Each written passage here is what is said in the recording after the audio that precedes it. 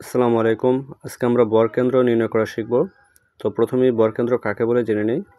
ত্রিভুজের মধ্যমাগুলো যে বিন্দুতে ছেদ করে ওই ছেদবিন্দুকে বরকেন্দ্র বলে। তাহলে আমরা একটি ত্রিভুজ অঙ্কন করে নিই।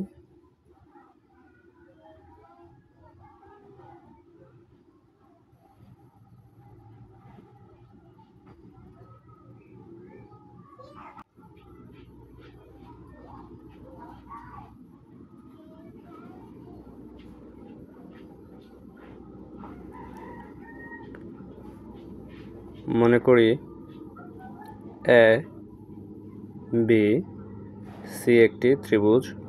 তাহলে শীর্ষ এ হতে যদি আমরা বিসি এর উপর মধ্যমা অঙ্কন করি, তাহলে প্রথমে আমরা বিসি এর মধ্যবিন্দুটা আমরা নির্ণয় করে নিব। তো বিসি এর মধ্যবিন্দু এটা। তাহলে শীর্ষ এ এবং বিসি বাহুর মধ্যবিন্দু এখন আমরা সংযোগ করে দেব। তাহলে আমরা একটা মধ্যমা পেয়ে যাব। আবার একইভাবে যদি এসি এর মধ্যবিন্দু আমরা বের করি, তাহলে পাই এসি এর মধ্যবিন্দু এই বিন্দুটি। তাহলে এখন শীর্ষ বি হতে এসি বাহুর মধ্যবিন্দু যোগ করি।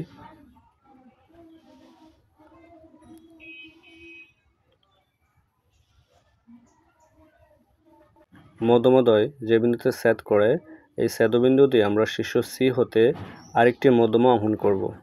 তাহলে শীর্ষ সি হতে এই মধ্যমদ্বয়ের ছেদবিন্দু দিয়ে আরেকটি রেখা আমরা অঙ্কন করি, যা ছেদবিন্দু দিয়ে যাবে। তাহলে এখন আমরা মধ্যমদ্বয়কে নামকরণ করি, অর্থাৎ বিসি বাহুর মধ্যমা এডি এবং এসি বাহুর মধ্যমা বিই এবং এবি বাহুর মধ্যমা সিএফ। এরা পরস্পর এই বিন্দুতে ছেদ করে। এই ছেদবিন্দুটি মূলত ত্রিভুজের বরকেন্দ্র।